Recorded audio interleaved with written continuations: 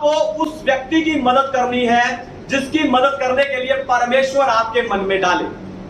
आपको बताऊं, वो एक मदद 100 मदद के बराबर होगी, क्योंकि उस व्यक्ति ने आपसे मदद नहीं मांगी है, खुद परमेश्वर ने आपके मन में डाला है।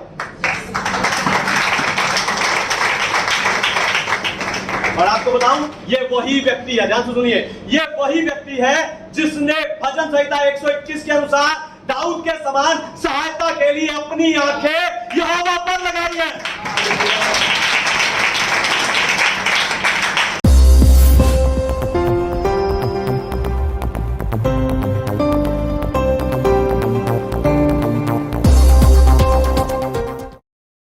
हालेलुया। आइए आज के वचन में चले, पवित्र शास्त्र बाइबल से आज का संदेश सुने। आज का संदेश है मदद का सही अर्थ। मदद का सही अर्थ। वैसा निकालिए भजन संहिता 121 और उसका वचन 1 और 2। साम्स चैप्टर 121 वर्स 1 और 2। मैं अपनी आंखें पर्वतों की ओर लगाऊंगा और मुझे सहायता कहां से मिलेगी? मुझे सहायता यहोवा की ओर से मिलती है जो आकाश और पृथ्वी का कर्ता है। हालेलुया। हालेलुया। परमेश्वर के नाम की महिमा हो। तो पिछले दिनों चर्च के कुछ लोगों को मैं खास प्रार्थना में रखकर परमेश्वर से पूछ रहा था कि परमेश्वर, मैं इन लोगों को बार बार बढ़ाता हूं, इन लोगों को आगे करता हूं, फिर ये पीछे क्यों हट जाते हैं, ये पीछे क्यों गिर जाते हैं। तीसरे दिन प्रार्थना के दौरान ही परमेश्वर ने मुझे एक दर्शन दिखाया। परमेश्वर ने एक दर्शन दिखाया कि एक व्यक्ति गड्ढे में गिरा हुआ। उसे गड्ढे से निकालने के लिए मैं उस गड्ढे में उतरा और वो व्यक्ति उस मिट्टी को अपने हाथों से यूं यूं करके कुरेदने लगा और वो गड्ढा बड़ा हो गया। फिर मैंने परमेश्वर से उस दर्शन का अर्थ पूछा। परमेश्वर ने बताया कि बेटे, तुम जिनके लिए प्रार्थना कर रहे हो, तुम उन्हें बचाना चाहते हो, लेकिन वो खुद अपने गड्ढे को यानी अपनी मुश्किल को बड़ा कर रहे हैं। जीवन में बहुत बार आप भी दूसरों से मदद मांगते हो, नहीं तो कई बार आप दूसरों की मदद करते हो, पर क्या आपने सोचा है कि कहीं ये मदद आपके या उस व्यक्ति के मुश्किल के गड्ढे को बड़ा तो नहीं कर रहे? इसीलिए आज मैं आपको मदद का सही अर्थ बताकर उत्साहित करने जा रहा हूं। लेकिन उससे पहले मैं चाहता हूं कि दुनिया भर से जितने विश्वासी आत्मिक उत्साह की सभा यानी स्पिरिचुअल पैशन असेंबली के इस संदेश को सुनते, हम जोरदार ताली से उनका स्वागत करें।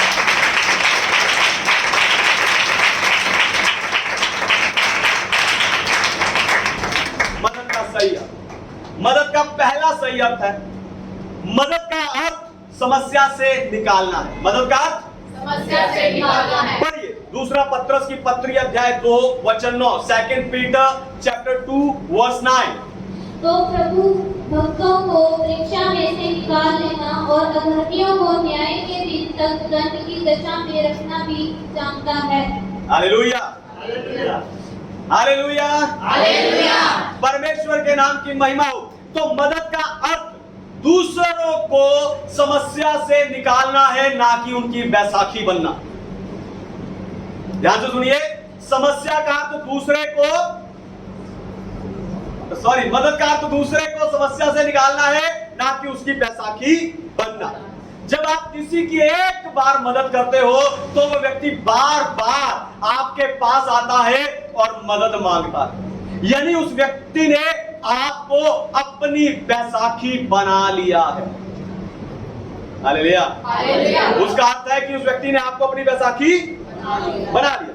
अब कोई कह सकता है कि पास्टर जी, परमेश्वर ने मेरी मदद नहीं की, यानी परमेश्वर ने मेरी प्रार्थना नहीं सुनी, इसलिए मैं दूसरों से मदद मांगता हूं। ऐसे लोग ध्यान से सुनिए, परमेश्वर ने आपकी प्रार्थना ना सुनकर आपकी मदद ही की है। यह सच्चाई है। आप हैरान हो रहे हैं, लेकिन यह सच्चाई है कि परमेश्वर ने आपकी प्रार्थना का उत्तर ना देकर आपकी मदद ही की है। अगर मेरी बात पर विश्वास नहीं हो रहा तो एक बार अपना पिछला अनुभव याद करके देखो, जब परमेश्वर ने आपकी मदद नहीं की और आप अपनी मदद खुद करने निकल पड़े थे, क्या हुआ? वो काम आपके लिए जरूरी नहीं था। उसको करने के बाद आपको समझ आया होगा कि परमेश्वर ने मेरी प्रार्थना क्यों नहीं सुनी। हालेलुया। हालेलुया। आपको बताऊं, जब एक व्यक्ति को चोट लगती है तो डॉक्टर उसे प्लास्टर लगाने के बाद या फिर ऑपरेशन करने के बाद उसे वॉकर से या बैसाखियों से या छड़ी का सहारा लेकर चलने के लिए कहता है। फिर डॉक्टर उसे उन बैसाखी और छड़ी को धीरे धीरे छोड़ने के लिए कहता है, क्योंकि अगर वो बैसाखी को नहीं छोड़ेगा, बैसाखी का सहारा नहीं छोड़ेगा, तो वो कभी अपने पैर पर खड़ा नहीं हो पाएगा। हालेलुया। वो कभी अपने पैर पर खड़ा नहीं हो पाएगा। मैं खुद एक हैंडीकैप्ड हूं, इसलिए बैसाखी पर होने का दर्द और वो नुकसान दोनों मुझे अच्छे से पता है। इसीलिए मैं किसी की एक या दो बार मदद करता हूं और उसके बाद उन्हें खड़ा करता हूं, ताकि वो मुझ पर निर्भर ना रहे, पर अपनी मदद आप करने वाले बन जाए। आप भी ना किसी को अपनी बैसाखी बनाओ, ध्यान सुनिए, आप भी ना कभी किसी को अपनी बैसाखी बनाओ और ना खुद कभी किसी दूसरे की बैसाखी बनो, पर एक दो बार किसी की मदद कीजिए और उन्हें खड़ा कीजिए। आप उन्हें काम और कमाई के बारे में अच्छी सलाह दे सकते हो, आप उन्हें बचत करने के तरीके बता सकते हो, आप उन्हें कोई काम खोलकर उनकी मदद कर सकते हो, ताकि वो अपने पांव पर खड़ा हो जाए, बैसाखियों को छोड़कर अपने पांव पर खड़ा हो जाए। दूसरी बात, मदद का सही अर्थ, दूसरी बात है सबकी मदद ना करो। सही सुना आपने, सबकी मदद ना करो। मेरी ये बात सुनकर उन लोगों को भी बाइबल में के मदद के सारे वचन याद आ गए होंगे जिन्होंने कभी किसी की मदद नहीं की। जो कोई मदद मांगे उसे मना ना करो,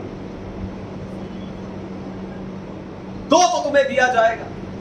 कोई तुम्हारा कुर्ता लेना चाहे तो उसे अपनी धरोहर भी दे दो, कोई तुम्हें एक कोस ले जाना चाहे तो उसके साथ 2 कोस चले जाओ। ऐसे और भी वचन आज उन लोगों को याद आ रहे होंगे। पर आपको बताऊं, इन सारे वचनों को एक तरफ रखकर लूका 9:5 पढ़े। लूक चैप्टर 9:5 पढ़िए। जो कोई तुम्हें ग्रहण ना करे, उस नगर से निकलते हुए अपने पांव की धूल झाड़ डालो कि उन पर गवाही हो। आमीन, हालेलुया। हालेलुया। परमेश्वर के नाम की महिमा हो। जब यीशु ने 2-2 करके चेलों को सेवा के लिए भेजा, उस समय प्रभु यीशु मसीह ने चेलों को आज्ञा दी, अगर कोई तुम्हें ग्रहण ना करे तो वहां से निकलते समय अपने पांव की धूल झाड़ दे। अपने पांव की धूल झाड़ देना। असल में यीशु मसीह ने चेलों को दुष्ट आत्मा और बीमारियों पर अधिकार देकर, उन्हें निकालने का अधिकार देकर, उन्हें गांव-गांव, नगर-नगर लोगों की मदद करने के लिए भेजा। और यीशु मसीह ने चेलों को यह आज्ञा दिया कि अगर कोई तुम्हारी मदद लेना ना चाहे तो वहीं अपने पैरों की धूल झाड़ देना। यीशु नहीं चाहते थे कि उनका ना मानने का, अस्वीकार करने का या अविश्वास की धूल चेले अगले गांव में लेकर जाएं।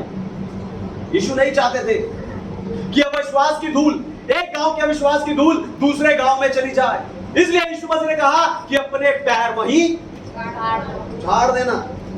आपको बताऊं, ध्यान सुनिए, कभी कभी परमेश्वर खुद लोगों की जीवन में ऐसी मुश्किलें, ऐसे हालात, ऐसी परिस्थितियां पैदा करते हैं ताकि वो व्यक्ति परमेश्वर के पास आए, परमेश्वर पर विश्वास करे या सुधर जाए। लेकिन जब आप बिना सोचे समझे उस व्यक्ति की मदद कर देते हो, तब आप परमेश्वर के काम में रुकावट बन जाते हो। हालेलुया। हालेलुया। परमेश्वर ने सुधारने की कोशिश कर रहे हैं, लेकिन जब आप बिना सोचे समझे उस व्यक्ति की मदद कर देते हो, तब आप परमेश्वर के काम में रुकावट बन जाते हैं। वो बंदा, वो व्यक्ति परमेश्वर के पास ना जाकर बार बार आपके पास आता रहता है, यानी उसके लिए आप परमेश्वर बन जाते हो और फिर आपकी मुश्किल का गड्ढा बड़ा होने लगता है। Hallelujah, hallelujah. ऐसे बंदे की मदद करके आपकी मुश्किल का गड्ढा बड़ा होने लगता है। आज आप समझ पा रहे होंगे कि कुछ लोगों की मदद करने के बाद आप समस्या में क्यों पड़ जाते हैं। ऐसे किसी एक व्यक्ति का नाम आपके मन में वो ख्याल बार बार उठता होगा कि जब भी मैं उस बंदे की मदद करता हूं मैं परेशानी में क्यों पड़ जाता हूं। हालेलुया, क्यों परेशानी में पड़ जाता हूं बताऊं? क्योंकि धूल झाड़ने की बजाय आप उस धूल को अपने साथ लेकर आ जाते हैं और वो धूल आपके लिए परेशानी बन जाती है। हालेलुया, वो धूल आपके लिए परेशानी बन जाती है। इसलिए सबकी मदद ना करो। इसलिए मैंने कहा सबकी मदद ना करो। तीसरी और आखिरी बात, मदद किसकी और कैसे करनी चाहिए। तीसरी और आखिरी बात, मदद किसकी और कैसे करनी चाहिए। पढ़िए गलातियों की पत्री 6 अध्याय 10 वचन, गलेशियंस चैप्टर 6 वर्स 10। इसलिए जहाँ तक अवसर मिले हम सबके साथ भलाई करें, विशेष करके विश्वासी भाइयों के साथ। एक बार फिर से जोर से पढ़िए, ध्यान से सुनिए। इसलिए जहाँ तक अवसर मिले हम सबके साथ भलाई करें, विशेष करके विश्वासी भाइयों के साथ। हालेलुया, परमेश्वर के नाम की महिमा हो। तो सबके साथ भलाई करें। सारे इधर देखिए, इधर सुनिए सारे।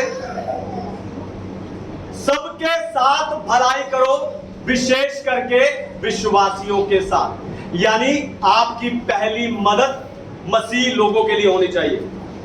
आपकी पहली मदद मसीह लोगों के लिए होनी चाहिए। मत्ती 26 अध्याय में जब एक स्त्री संगमरमर के पात्र में बहुमूल्य इत्र लेकर आई, तब उसने वो इत्र यीशु मसीह के सर पर उड़ेल दिया और चेले रिसिया कर कहने लगे, अरे रे, इस महंगे इत्र को क्यों बर्बाद कर दिया, क्यों इसका सत्यानाश कर दिया।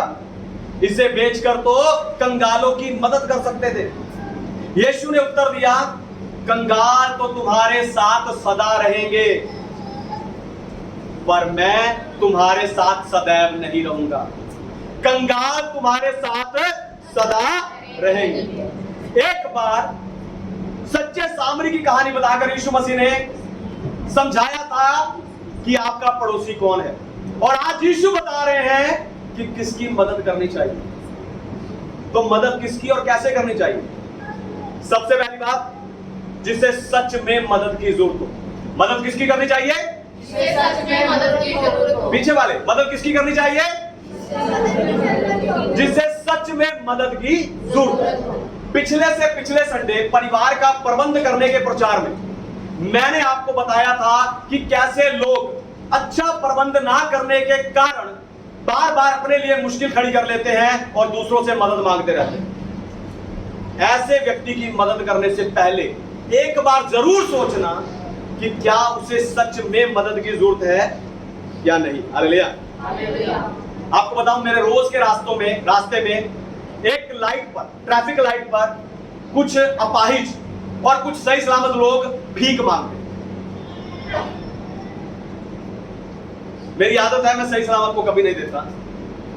जो नहीं कमा सकता मैं उसको देता हूं। और आपको बताऊं, हैरानी की बात बताऊं, आप समझ गए होंगे मैंने अपाहिजों को दिया, लेकिन हैरानी की बात बताऊं, कुछ समय के बाद वो अपाहिज लोग, वो हैंडीकैप लोग वहां से मांगने से हट गए। उन्होंने अपना काम खोल लिया।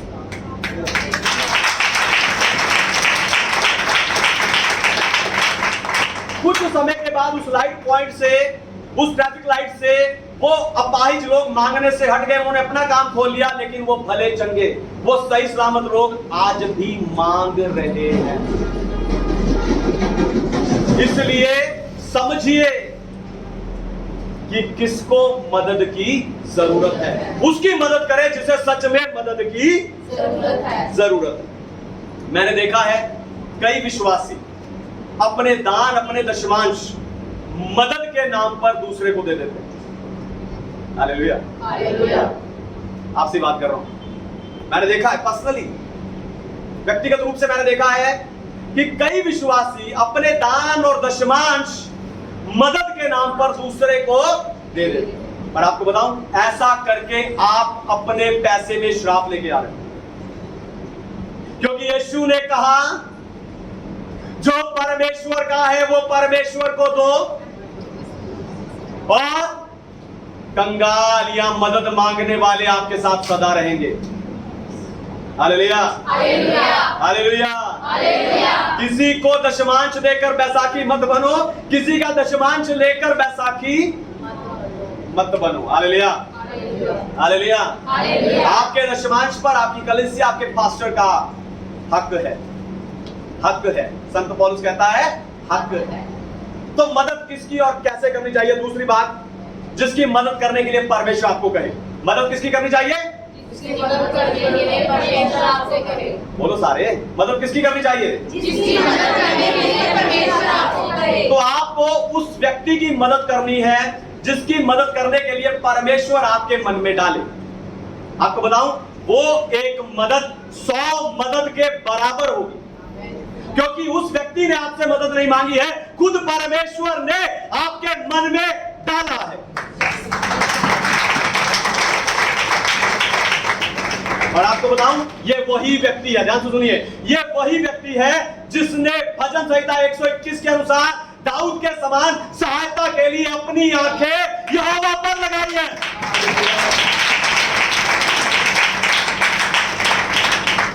आपको बताऊं, मैंने ऐसे बहुत बार किया, अचानक से किसी के पास जाकर उसके बिना मांगे मैंने उसकी मदद की है।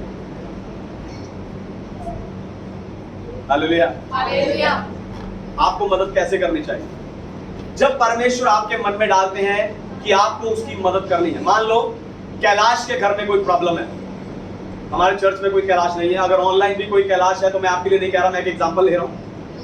मान लो कैलाश के घर में कोई प्रॉब्लम चल रही है और आपके मन में आता है कि आपको उसकी मदद करनी है, तो आपको चाहिए कि आप उसकी मदद डायरेक्ट नहीं करना, समझ रहे हो? पीछे आप उसकी मदद सीधा नहीं करना, आपको चाहिए कि आप उसकी मदद चर्च के द्वारा, पास्टर के द्वारा करें। समझ रहे हो? आप उसकी मदद चर्च के द्वारा, अपने चर्च के द्वारा या पास्टर के द्वारा करें। पता क्यों? क्योंकि इससे क्या होगा, वो मदद बड़ी होगी। जब आप दे रहे हैं, जब दूसरे लोग दे रहे हैं, तो वो 100 रुपए भी 1000 हो सकते हैं, तब वो मिलकर उसको दिए जा सकते हैं। इसलिए जब भी आपके मन में परमेश्वर डाले तो आपको क्या करना चाहिए? पास्टर के द्वारा या कलीसिया के द्वारा मदद करना चाहिए। तो मदद किसकी करनी चाहिए? जिन्हें आप प्रभु में लाना चाहते हैं। मदद किसकी करनी चाहिए? जिन्हें आप प्रभु में लाना चाहते हैं। जिन्हें आप प्रभु में लाना चाहते हैं। तो मैंने पहले बताया कि जब आप बिना सोचे समझे किसी की मदद करते हो, तब आप परमेश्वर के काम में रुकावट बनते हो। तो आपकी मदद ऐसी होनी चाहिए कि सामने वाला प्रभु यीशु पर विश्वास करे, कि सामने वाला आपके साथ चर्च आए, तब आपकी मदद, ध्यान से सुनिए, तब आपकी मदद परमेश्वर के काम में भागीदार बनेगी। Hallelujah, hallelujah. तब आपकी मदद परमेश्वर के काम में भागीदार बनेगी। तो मदद किसकी करनी चाहिए? आखिरी बात, मदद का अर्थ सिर्फ देना नहीं होता। मदद का अर्थ सिर्फ देना नहीं होता। मदद का अर्थ कुछ देना ही नहीं होता, पर आप कुछ अन्य तरीकों से भी मदद कर सकते हो। जब मैंने परिवार का प्रबंध करने के प्रचार के दौरान मैंने बताया था कि आप किस किस तरह से कलीसिया के लोगों की या कलीसिया के सेवा में मदद कर सकते हो, लेकिन आज कुछ और तरीके मैं आपको बताने जा रहा हूं, ध्यान से सुनिए।